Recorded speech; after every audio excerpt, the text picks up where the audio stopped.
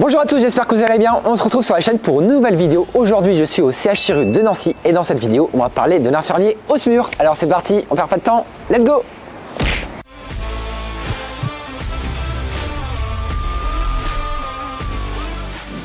Voilà, donc on est au CHRU de Nancy, je suis en présence de Clément, qui est infirmier au SMUR. Je vais te laisser te présenter. Bonjour à tous, moi je suis Clément, du coup infirmier aux urgences et au SMUR du CHRU de Nancy depuis un peu plus de 8 ans maintenant. Voilà, donc on peut dire un peu que tu es infirmier expérimenté en SMUR, tu as quand même beaucoup d'expérience. Ouais, ça fait à peu près 5 ans maintenant que je fais du SMUR, donc j'ai une petite expérience déjà. Voilà, donc vous êtes nombreux en fait à me demander régulièrement comment est-ce qu'on fait pour devenir infirmier au SMUR. Est-ce que Clément, tu peux nous dire un petit peu comment est-ce qu'on fait pour devenir infirmier au SMUR? Alors moi je vais parler surtout de mon expérience ici au CHU. On ne peut pas généraliser sur tous les centres hospitaliers en France. Nous à Nancy, il faut qu'on ait déjà une première expérience aux urgences plus ou moins longue en fonction de si on est jeune diplômé ou si on vient déjà d'un service de réanimation par exemple, ou de soins continus ou d'un autre service d'urgence par exemple. Donc moi par exemple j'étais jeune diplômé, donc j'ai fait 2 ans et demi aux urgences pour faire mes armes et puis après j'ai pu accéder à la formation pour être infirmier au SMUR et donc à exercer en SMUR. Ok, et donc Clément, alors c'est vrai que la petite particularité c'est que souvent moi on me dit oui je veux être infirmier au SMUR et dans la tête de beaucoup de personnes en fait on sort de l'école d'infirmière et on est directement au SMUR, mais comme tu l'as dit très justement, il y a tout un temps avant aux urgences où entre guillemets on fait ses armes et où on apprend un petit peu le métier d'infirmier. Ouais, alors effectivement l'avantage de travailler déjà aux urgences avant, c'est qu'on voit un grand nombre de pathologies, on traite beaucoup de patients, on se fait ses armes sur les gestes techniques, on voit des intubations, on pose un grand nombre de voies veineuses périphériques, on réalise plein de gestes, on manipule beaucoup de traitements et du coup comme ça permet vraiment d'être à l'aise le jour J où on est en SMUR, parce que quand on est en SMUR on est seul infirmier, donc il faut maîtriser absolument tous les gestes là pour pouvoir prendre en charge le ou la personne sur place. Oui c'est ça, on va en reparler justement. Et c'est vrai que avant d'être au SMUR, combien de temps est-ce qu'il faut faire aux urgences avant de commencer à travailler au SMUR? Est-ce qu'il y a des textes de loi qui disent voilà il faut faire 1 an, il faut faire 2 ans avant de commencer à travailler au SMUR? Alors non, c'est pas légiféré, il faut simplement avoir une petite expérience. Il y a des centres hospitaliers plus petits peut-être où les infirmiers accèdent beaucoup plus rapidement au SMUR. Nous au CHU, la politique de service c'est de vraiment se former avant aux urgences pour pouvoir vraiment être opérationnel le jour J où on est posté en SMUR. Oui, alors ça c'est vrai que bon, je te posais la question mais c'est vrai que j'ai la réponse parce que c'est vrai qu'il y a des centres où ça peut être un peu plus long, dans certains services ça va un peu plus vite, même dans certains services je sais qu'il y a des infirmiers qui restent vraiment que quelques mois à peine aux urgences et qui sont assez vite projetés en SMUR.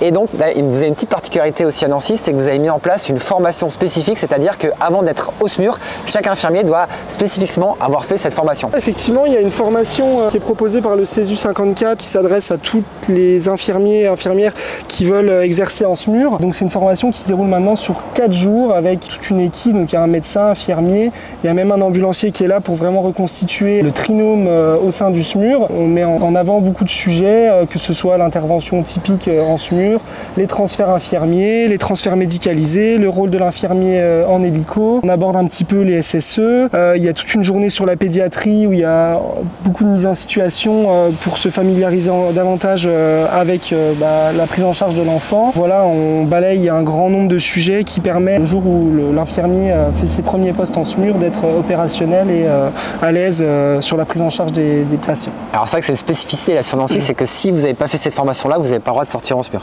C'est ça, donc voilà. On fait cette formation de 4 jours et puis après on a 2 doublures qui sont réalisées par les infirmiers du service expérimenté afin d'accompagner, de présenter toutes les procédures, de dédramatiser le SMUR finalement, puisque c'est ni plus ni moins la prise en charge d'un patient comme à l'hôpital, sauf que c'est en extra-hospitalier, dans des environnements pas conventionnels, avec des contraintes et voilà, il faut faire abstraction de tout ça, donc on les accompagne pendant 2 jours. Mais comme tu disais, le stress, ça peut justement de se dire, ce que tu as dit tout à l'heure, en fait, c'est je suis tout seul et qu'en gros, si je suis en échec et que j'arrive pas, notamment la plupart du temps, c'est de poser une perfusion, et c'est je suis tout seul. Mais après, il y a des plans B, comme la voie intraosseuse ou d'autres situations qui maintenant nous permettent un peu de passer outre.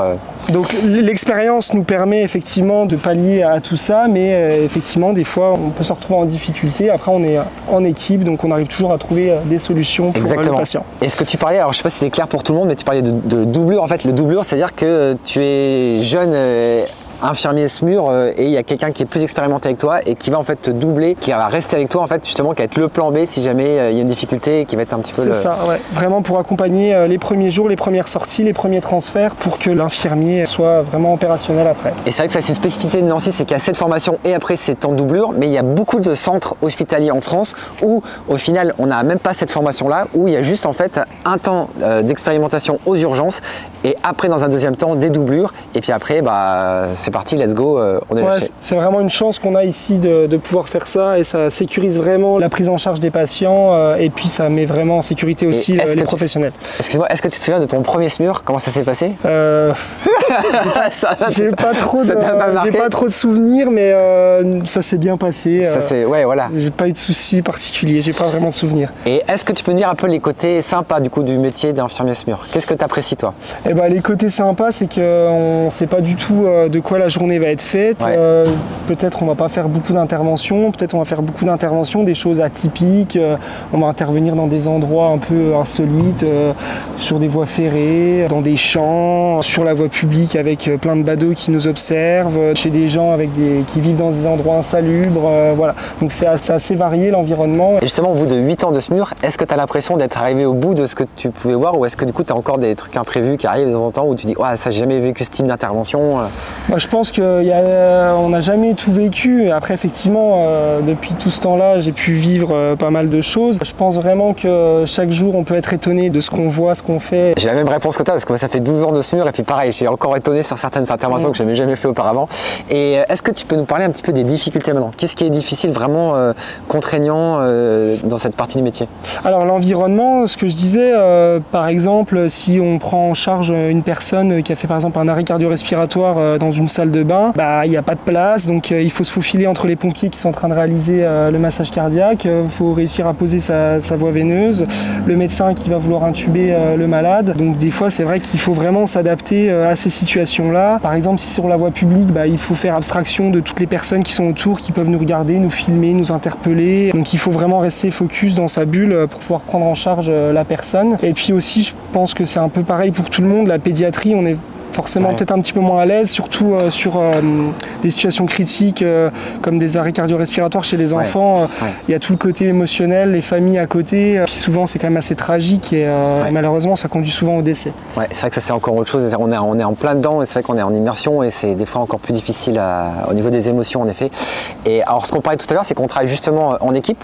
Et est-ce que tu arrives à chaque fois à trouver ta place en tant qu'infirmier? Parce qu'à chaque fois, dans une équipe, il y a un infirmier, un médecin, un ambulancier, des fois il y a des étudiants un peu médecins ou ambulanciers ou infirmiers, mais par rapport à ton rôle vraiment d'infirmier, est-ce que c'est fluide selon toi? Est-ce que tu arrives à trouver ta place à chaque fois? Ouais, c'est bien rodé, on a l'habitude de travailler avec les mêmes collègues, chacun a ses fonctions, ses missions, on est vraiment une équipe, l'ambulancier aura vraiment ses missions de nous amener sur les lieux d'intervention, de prendre en charge avec nous le patient, nous on va réaliser les prescriptions médicales que le médecin va nous demander, et puis le médecin lui va réaliser son examen clinique, puis voilà, c'est vraiment un travail d'équipe, c'est assez fluide et c'est bien rodé. Ok. Et puis c'est vrai que la petite particularité, c'est que là, sur le CHU, c'est que quand vous êtes posté en SMUR, vous faites que ça en fait, vous n'êtes que posté SMUR. Après, il faut savoir qu'il y a quand même beaucoup de centres aussi en France et notamment à Épinal, là où je travaille, où en fait les infirmiers sont postés aux urgences, donc voient des patients ou leurs propres patients aux urgences et dès qu'il y a un départ SMUR, quittent entre guillemets leurs patients qui confient à leurs collègues et partent en intervention SMUR. Donc c'est le métier qui varie et la difficulté des fois qu'on peut avoir, mais ça c'est ce que tu peux avoir aussi, c'est que des fois, on va partir en intervention en fin de journée et qu'on va rentrer un peu plus tard parce que c'est un quart d'heure avant la fin de la journée et on sait qu'on part à perpète-les-oies et qu'on n'est pas rentré et ça c'est un peu le problème un peu du métier des fois, mais bon, il n'y a pas trop le choix quoi, faut s'adapter. Exactement, et effectivement nous on est posté que au SMUR sur nos gardes de 12 heures et donc nos missions vont être assez variées. On va avoir les interventions dites primaires, les transferts secondaires médicalisés ou infirmiers. On peut avoir du coup des missions héliportées, que ce soit pareil des départs primaires ou des transferts secondaires secondaire. Donc c'est pour ça qu'on est 3 infirmiers postés sur 12 heures avec 3 ambulanciers et 2 médecins réaliser toutes ces missions qui sont assez nombreuses sur 12 heures. Et c'est vrai qu'on n'a pas parlé du rôle de l'infirmier en hélico. Ça, on fera une autre vidéo ensemble dessus, c'est prévu. Et il y a aussi donc les transferts interhospitaliers. Est-ce que tu peux nous en toucher 2 mots aussi justement? Donc les transferts infirmiers interhospitaliers, c'est donc avec un infirmier et un ambulancier. On transfère des patients de service à service ou d'hôpitaux à hôpitaux pour les rapprocher d'un service où il y a des soins techniques ou alors un plateau technique approprié à la pathologie. Et donc du coup, de par notre expérience, on surveille des malades plus graves, on va dire, ou plus instables que ce que peuvent simplement faire des ambulanciers privés. Et donc c'est sous couvert du médecin régulateur du SAMU qui nous envoie sur ces missions-là. Et donc moindre problème, on peut l'appeler et réaliser une prescription. On peut avoir un renfort médicalisé si nécessaire. Et voilà. Voilà, c'est-à-dire que c'est le médecin du SAMU qui évalue à chaque fois la gravité à chaque fois du patient et qui va prendre la décision au final si jamais un infirmier suffit à faire le transfert ou si besoin le patient est vraiment instable et potentiellement peut se dégrader sur le trajet et qui a besoin d'un médecin en plus pour évaluer, faire des gestes techniques supplémentaires. Ok, et Clément, est-ce que tu peux juste nous parler un petit peu des autres missions que tu as lorsque tu es au SMUR? Alors il y a une autre particularité au SMUR, on a toute la partie SSE, donc situation sanitaire exceptionnelle, avec du coup il y a une équipe dédiée à ça au CHRU, mais ça fait également partie des missions de l'infirmier qui est posté au SMUR. Donc ça va être aussi bien de faire les rotations des lots PSM si jamais il arrive une catastrophe, s'entraîner sur du NRBC, participer à des exercices Novi en collaboration avec les pompiers, les forces de l'ordre, etc. Et donc c'est ce qui fait la richesse de notre métier aussi, encore une fois, dans un centre hospitalier comme celui-là. Et je pense que c'est la vérification des péremptions des médicaments aussi. Exactement. Vérifier que tout le matériel soit opérationnel. Enfin, ça, j'en ai déjà parlé sur les vidéos qu'on a fait sur les sacs ambulanciers SMUR. D'ailleurs, je mets le lien juste en haut, comme ça, si vous ne l'avez pas vu, foncez voir cette vidéo. Mais c'est de vérifier un peu les péremptions aussi des médicaments et tout est opérationnel pour la... Effectivement. Alors, c'est un peu chronophage. Effectivement, on a tous les jours une partie d'un véhicule ou de la pharmacie dans les locaux du SMUR à vérifier. Mais c'est très important pour pouvoir être sûr que quand on arrive sur intervention, tout soit opérationnel et surtout non périmé. Ok. Et est-ce que sur les interventions, une petite question un peu particulière, mais est-ce qu'une fois on t'a déjà pris, parce qu'on est tous un peu habillés pareil, etc., est-ce qu'il y a des patients ou des familles qui t'ont déjà pris pour un médecin alors docteur, venez vite Ouais, ça arrive souvent. Alors on est quand même identifié derrière nos tenues avec écrit infirmier, médecin, ambulancier. Maintenant après, on leur dit tout simplement non, je suis pas le médecin, je suis l'infirmier, il est juste à côté, il va venir s'occuper de vous. Et après. ça d'ailleurs, sur l'équipe SMUR, il n'y a pas que des médecins. D'ailleurs, je pense que je ferai une vidéo spécifique là-dessus. Il y a une petite nouveauté qu'on appelle des UMHP, où c'est des équipes ambulanciers et infirmiers. Mais ça, on fera une vidéo plus tard là-dessus. Bon, et merci vraiment Clément, c'était vraiment super intéressant. Et pour terminer la vidéo, est-ce que si là, il y a des étudiants infirmiers qui nous regardent, est-ce que tu as des petits conseils sur les compétences ou les qualités que doit avoir un infirmier en SMUR? Déjà, je pense qu'il ne faut pas se dire que tout de suite après le diplôme, l'étudiant en question veuille faire du SMUR à tout prix dans l'immédiat. Ça serait se tromper. Il faut vraiment avoir une expérience professionnelle derrière pour pouvoir être vraiment prêt le jour J. Donc ça, c'est indiscutable selon moi. Après, il faut être quelqu'un qui fait preuve de self-control, il faut être serein, il faut savoir se remettre en question parce que notre métier veut qu'on n'y arrive pas toujours, il faut pouvoir avancer comme ça. Et puis, il faut être bienveillant, empathique envers les gens parce qu'on voit la misère, les drames de la vie, la détresse, donc voilà. Ok. Merci vraiment Clément, c'était vraiment super intéressant. Comme d'habitude, si vous avez des commentaires, vraiment n'hésitez pas à les poser en dessous, on y répondra avec grand plaisir. Comme d'habitude, vous savez maintenant, n'hésitez pas à mettre le petit pouce pour me soutenir. Et moi je vous dis à la prochaine et merci Clément. À plus.